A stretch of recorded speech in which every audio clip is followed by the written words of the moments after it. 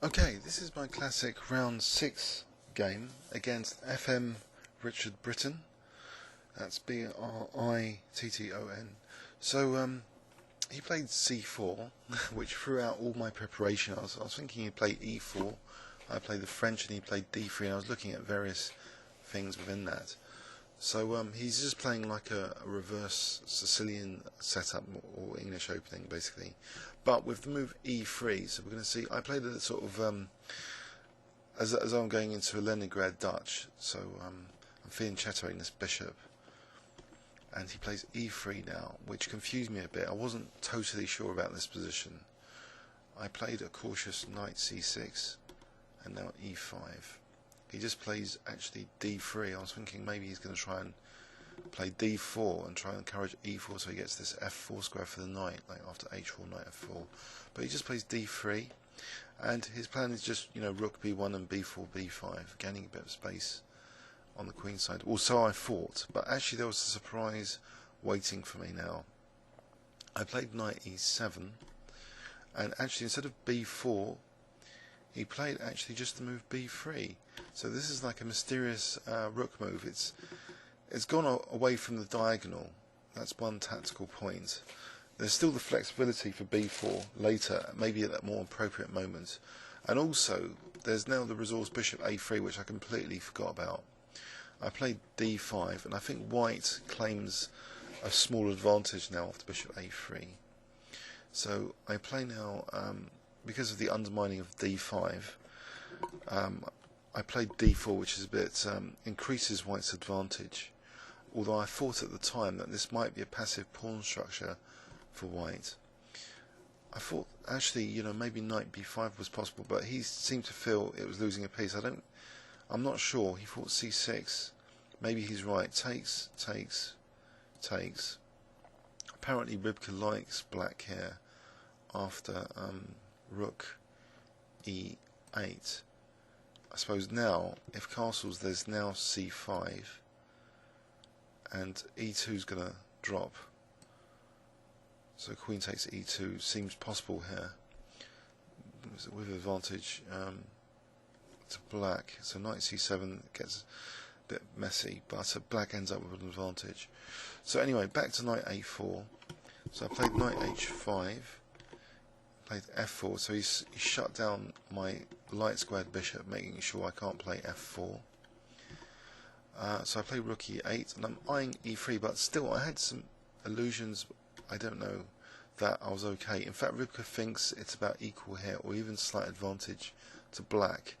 So I come up with King H8 to try and reroute the knight somewhere useful. But he squashes this counterplay a bit with H3, and then tucking his king soon on H2. So now King H2.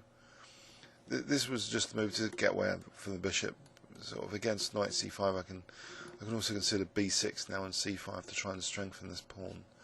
But I first play knight G8, knight G1, and I detect that I'm going to be worse though after this knight maneuver, because if he seizes E5, say rook E1, knight E5, this pawn's going to be dislocated.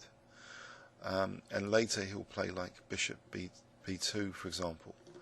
So I was a bit uneasy here, and this is where I played a knight sack for 2 pawns, which Rybka actually gives as a second candidate at depth 10, as though this is an okay way to play the position. So I played knight takes G3 because I thought it was the only way to weaken his king and weaken his structure. Otherwise, I may be, I'm going to be significantly worse if he gets just a knight to E5. As I say, this pawn I thought was going to be dislocated. So knight takes F4, and it's not so clear here apparently, according to Rybka. It's plus just 0.24 for white. So I've got 2 pawns for the knight, and also now after bishop C1, I play actually what Rybka considers to be the strongest move. I weaken white's king position further with knight takes G2.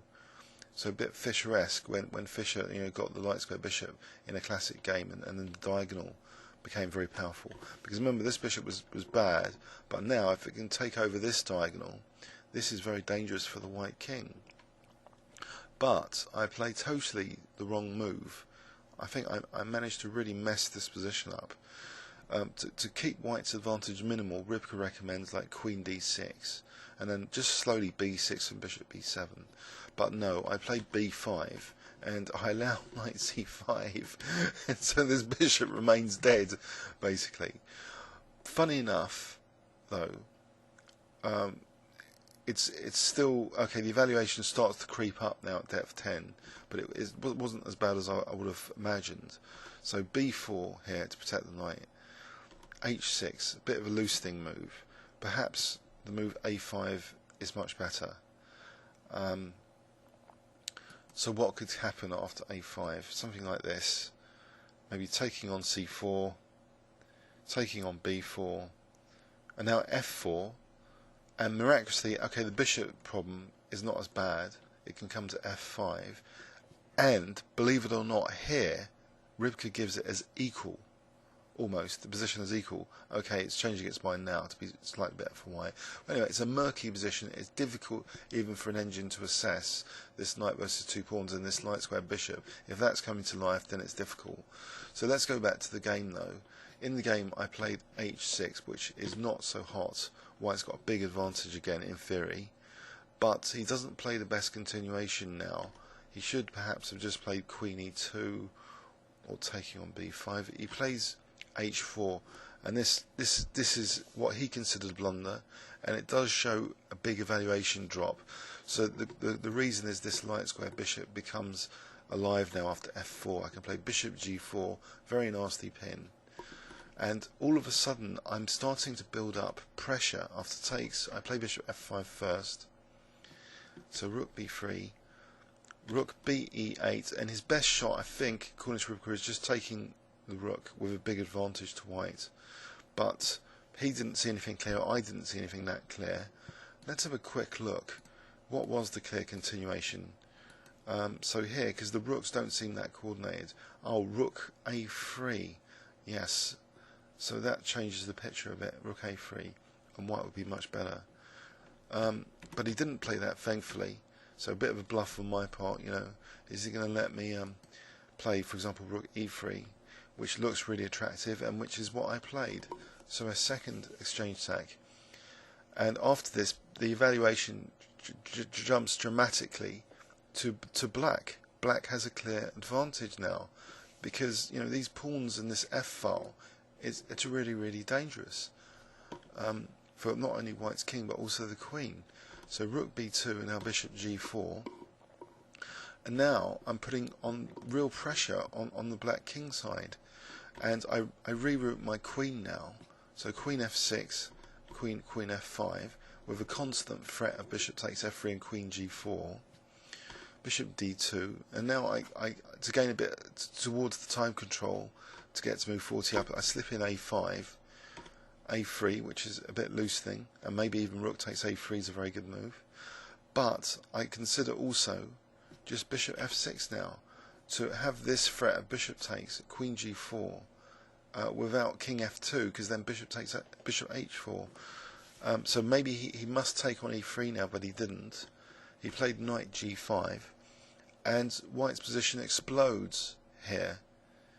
I just played check, and then I take the knight, allowing this discovered check on my king.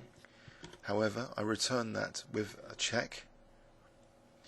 The king moves, and now Queen G4. Well, also very easy is Rook E8, just winning. Sorry, not here. Queen G4 is one of the more crushing moves. Yes, actually, no. Rook E8 is also a crushing move, because King D1. There's Queen B1 here, with apparently a forced mate.